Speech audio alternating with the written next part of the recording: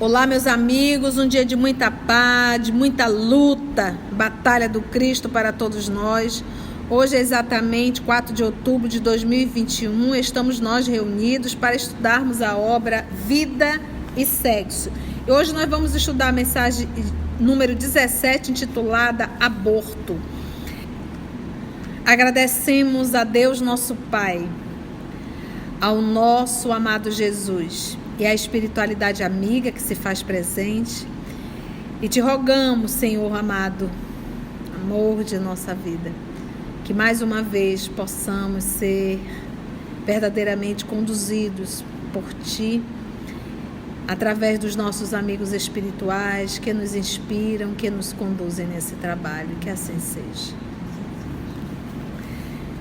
Então nós temos aqui o Livro dos Espíritos, segunda parte, Retorno à Vida Corpórea, é a questão 358.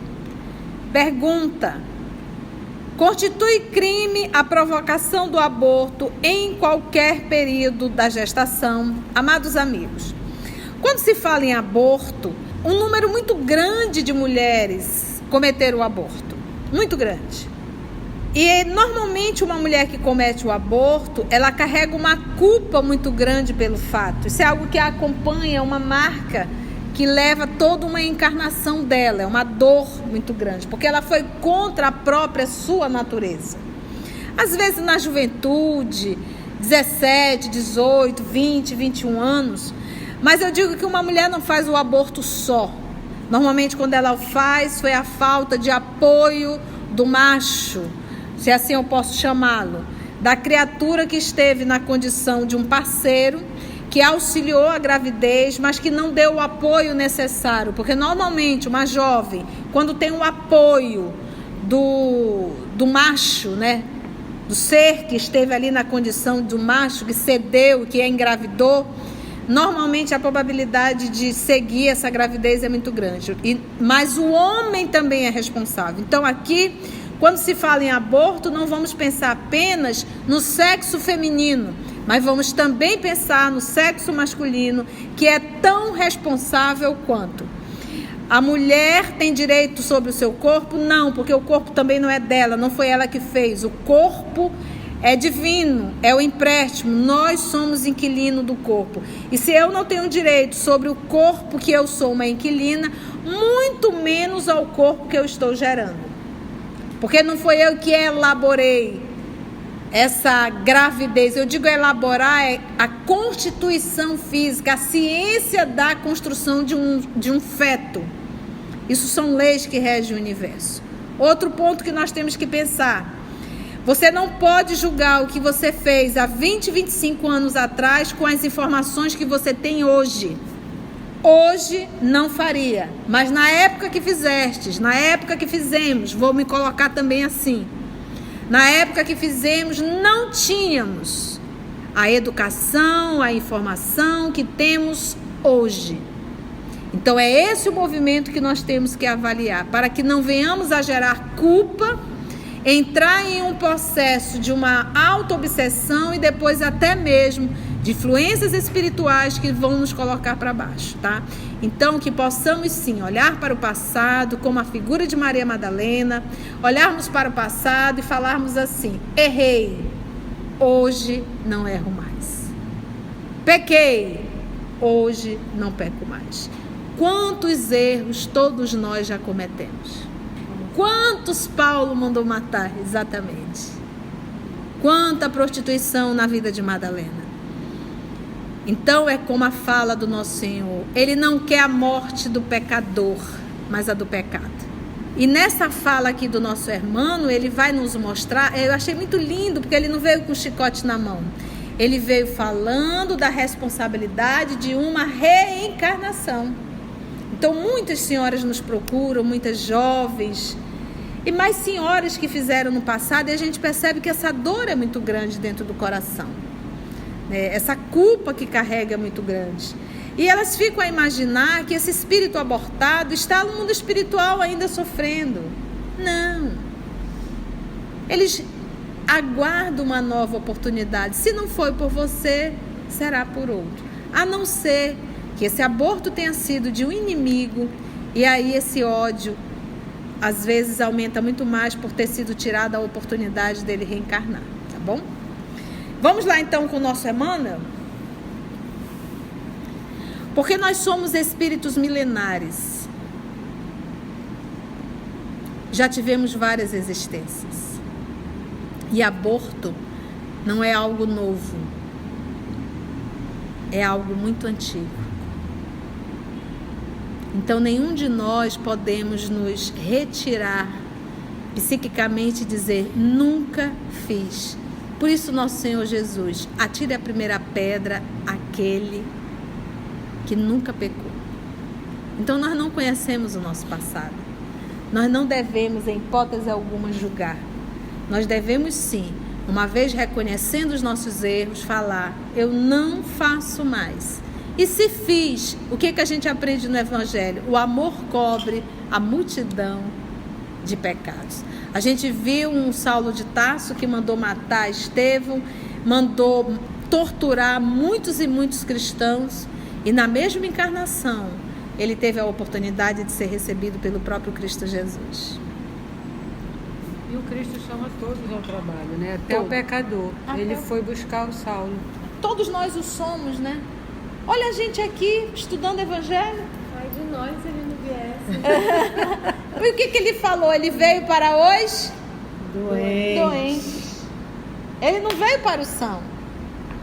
Porque o terrícola que se sente são já mostra que está muito doente. Não é verdade, Cecília? Ele falou tão bonitinho para Madalena, né? Maria, há quanto tempo eu te espero? Há quanto tempo eu te espero?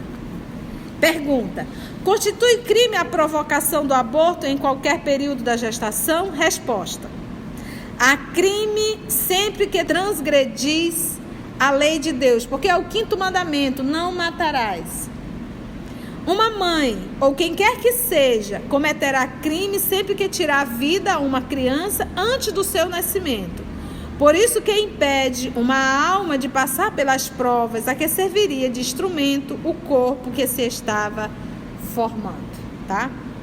Questão 358 do Livro dos Espíritos. Vamos ver a abordagem do nosso querido Emmanuel. Falamos naturalmente acerca de relações internacionais, de relações sociais, públicas, comerciais, clareando as obrigações que elas envolvem. No entanto, muito frequentemente marginalizamos as relações sexuais. Por que ninguém fala em sexo? Por que ninguém fala em compromisso sexual? Aquelas em que se fundamentam quase todas as estruturas da ação comunitária. A criatura vai fazendo sexo sem a mínima responsabilidade, aí tá ali, tem 5, 6 filhos dentro da casa, que já tem a outra irmã, que tem mais 4, 5, 6 filhos, o pai ninguém sabe por onde está. Olha como Emmanuel vem. Esquece-se habitualmente de que o homem e a mulher, via de regra, experimentam instintivo horror à solidão. A gente busca, olha que ele diz, instintivo horror à solidão. Via de regra. Via de regra é exceção? Não é. Todo mundo quer achar diz aí o ditado, gente, uma meia pro pé, tampa para sua panela. Uma tampa para sua panela, né? Uma meia pro pé. Como é que é a história da meia? Um sapato, sei lá, essas coisas. Meia pro pé. Mas não tem um ditado assim? Um sapato pro não sei o quê. Eu sou péssima de ditado, vocês já perceberam isso. Mas as criaturas, ele diz que é algo que instintivo. E que, ou seja, o instinto pensa. E que, à vista disso, ou seja, todo caboclo procura uma caboquinha, toda caboquinha procura um caboquinho. É instintivo isso. Tem horror à solidão. E que, à vista disso, a comunhão sexual reclama segurança e duração para que se mostre assente, ou seja, apoiada, firmada nas garantias necessárias. Então, ou seja, é algo, como ele diz assim, em via de regra, experimento instintivo, horror à solidão. Ou seja, vai buscar um parceiro, uma parceira. Um fofo e uma fofa. Então, essa comunhão sexual reclama segurança e duração para que se mostre apoiada, firmada. Impraticável, sem dúvida, impor a continuidade da ligação entre duas criaturas a preço de violência. Vocês têm que ficar juntos, não pode separar. Não dá. No entanto, em face das contingências, ou seja, do incerto, né? E contratempos pelos quais o carro da união esponsalícia deve passar pelas estradas do mundo, porque você casa hoje, a coisa mais linda do casamento, né? Tu vai para um casamento, jura tanta coisa. Um dia desse eu fui para onde? Digo, meu Deus, se isso fosse lembrado todo dia. É lindo tudo aquilo. Mas como ele coloca, nesse carro da união, tem muitos acidentes. Pelas estradas do mundo, as leis. Então ele diz, deve passar pelas estradas do mundo, as leis da vida, muito sabiamente, estabelecem nos filhos os elos da comunhão entre os cônjuges, atribuindo-lhes a função de fixadores da organização familiar. Então, o casal se deve ligar muito mais quando tem esse vínculo, que são quem? Os filhos. Com a colaboração deles quem? Os filhinhos. Os deveres do companheiro e da companheira, no campo da assistência recíproca, se revelam mais claramente perceptíveis e o lar se alteia por escola de aperfeiçoamento e de evolução, em marcha para a aquisição de mais amplos valores do espírito no mundo maior. Então, agora, aqui ele falou de família, casamento, tá? De todos os institutos sociais existentes na Terra, a família é o mais importante, do ponto de vista dos alicerces morais que regem a vida. É pela conjunção sexual entre o homem e a mulher que a humanidade se perpetua no planeta. Em virtude disso, entre pais e filhos residem os mecanismos da sobrevivência humana quanto à forma física na face do orbe. Olha como ele vem construindo o pensamento. Faço entender que é assim justamente que nós, os espíritos eternos, atendendo aos impositivos do progresso, nos revezamos na arena do mundo, ora envergando a posição de pais, ora desempenhando o papel de filhos, aprendendo gradativamente na carteira do corpo carnal. Ele está falando o quê? Carteira, tu lembra o quê? Escola. As lições profundas do amor, que nos soerguerá, nos levantará, né? Um dia, em definitivo, da terra para os céus. Bem, com semelhantes notas, objetivamos tão só destacar a expressão calamitosa do aborto criminoso, praticado exclusivamente pela fuga ao dever. Então você para assim para pensar, você imagina que teve país que foi legalizado o aborto? Eu vi na mídia social o povo assim ovacionando, comemorando o direito da mulher matar o próprio filho. O direito da mulher e do pai matar o próprio filho. Praticando exclusivamente pela fuga ao dever. E volto a falar, homem e mulher.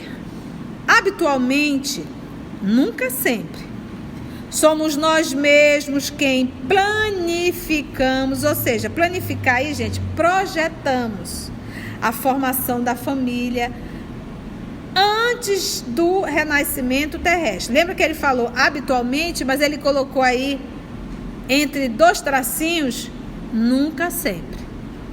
Porque a gente começa a achar que toda a relação foi programada no mundo espiritual. Tu tá solteirinho, tu encontrou o teu fofo, que tu diz que é o amor da tua vida e tá casado, tu vai cutucar esse fofo para ele largar a família para ficar contigo, tu vai me dizer que isso foi programado no mundo espiritual? Não, isso foi programado no quinto dos infernos da tua atitude. Porque a gente não tem direito, lembra que a nossa liberdade acaba a partir do momento que a gente está invadindo a liberdade do outro. Eu não posso construir a minha felicidade sobre a infelicidade do outro. É isso que a gente tem que entender. É muito sério mexer com o coração alheio. Você tá ali numa festinha, a mocinha toda sarada, ali dançando, chaculejando, né? E tu te empolga com a forma física. Dali sai, rola, fica, vai e decide casar. Você tá acreditando que isso estava tudo programado? Você se apaixonou pela forma. No mundo espiritual, tu não programou uma reencarnação por conta da forma física. Então a gente arruma muita encrenca. Depois fica chorando as pitangas. Falei certo? Falou. É pitanga mesmo? Chorando as pitangas. Gostei disso. Chorando as pitangas. Não sei por que a pitanga chora, mas tudo bem. Daí, não é verdade? É um ditado, mas chorando as pitangas. O que a pitanga tem a ver? Bora lá. Olha só. Somos nós mesmos quem planificamos, ou seja, projetamos a formação da família antes do renascimento terrestre. Eu até digo que às vezes a pessoa está tão desesperada por um casamento, por conta desse instinto horror à solidão, que eu digo que a impressão que a pessoa está é no Rio Negro, boiando. E a primeira boia, o pedaço que aparece, ela se agarra e diz, é esse, mas afundar eu não afundo. E depois fica realmente desesperada numa relação extremamente problemática. Mas por quê? Porque lá atrás não escolheu. Pensa, a pessoa que você está escolhendo será pai ou mãe dos teus filhos. E aí, vai ensinar a menina a malhar? A sacudir o corpinho para dançar?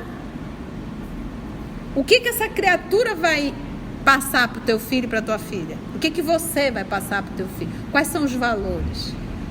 Falei, espiritismo não é para quem quer, para quem aguenta. Com o amparo, então ele diz assim, da família antes do renascimento terrestre, com o amparo e a supervisão de instrutores beneméritos, a maneira da casa que levantamos no mundo com o apoio de arquitetos e técnicos distintos. Você vai programar isso no mundo espiritual, lembrando a palavra nunca sempre. Então, às vezes, tua relação é muito difícil, é complicada, mas você cutucou a onça, você casou com quem não tinha que casar. Agora aguenta o tranco. Comumente chamamos a nós, antigos companheiros de aventuras infelizes, programando-lhes a volta em nosso convívio, a prometer-lhes socorro e oportunidade, em que se lhes reedifique a esperança de elevação e resgate, burilamento e melhoria.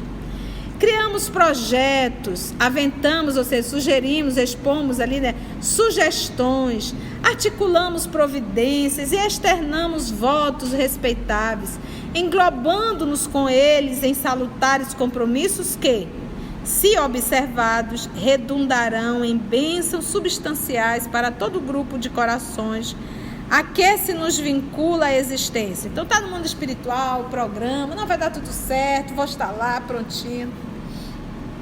Se, porém, quando instalados na terra, anestesiamos a consciência, expulsando-os de nossa companhia, a pretexto de resguardar o próprio conforto, não lhes podemos prever as reações negativas e, então, muitos dos associados de nossos erros de outras épocas, ontem convertidos no plano espiritual em amigos potenciais, à custa das nossas promessas de compreensão e de auxílio, fazem-se hoje.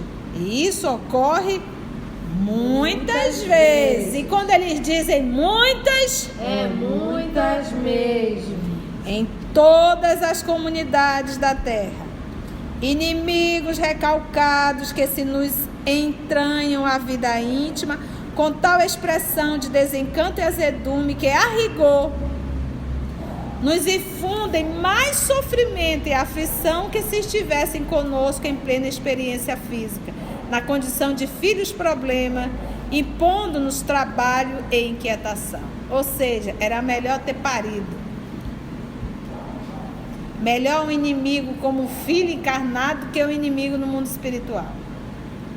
Admitimos seja suficiente breve meditação em torno do aborto delituoso, para reconhecermos nele um dos grandes fornecedores das moléstias de etiologia, obscura etiologia, estudo das causas das doenças.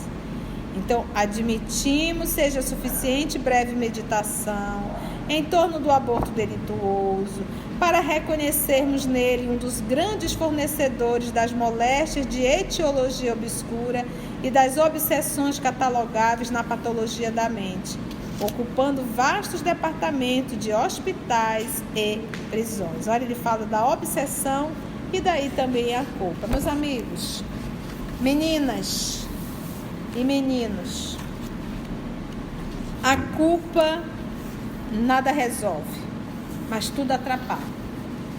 Então volto novamente, porque eu sei que existem muitos corações que carregam realmente muitas dores em torno de terem realizado o aborto. Então perdoe-se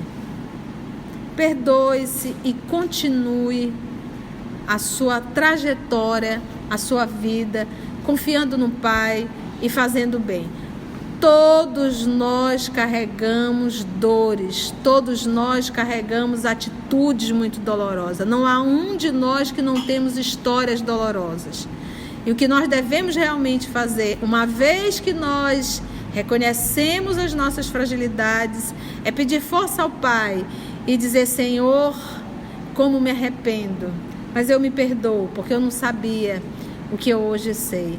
E que minhas mãos possam reconstruir o que eu destruí. Então, a culpa, ela só me promove obsessão e auto-obsessão. Mas o trabalho no bem, ele me promove a oportunidade de reformar, de reconstruir, de esclarecer. Eu fico muito feliz quando eu faço diálogos com meninas grávidas, que estão assim, sabe, naquela início da gravidez, e dizem: agora, tia, o que eu faço, né? E olha como chega pessoas assim, né? E eu fico tão feliz quando a gente consegue evitar um aborto. Eu me recordo de um que realmente calou profundo. Eu conversei com a moça, obviamente, abandono total do cidadão, ela sozinha, conversou muito chorosa, como ela ia fazer, e conversamos bastante. Ela optou, graças a Deus, em ter a sua filha, uma menina, coisa mais linda. Acompanhei logo no início da gravidez, porque ela teve depressão pós-parto, mas conseguiu se recuperar. E eu não tive mais contato com a menina, né? Só ali, recém-nascida. E no aniversário de 1 ano, ela nos convidou.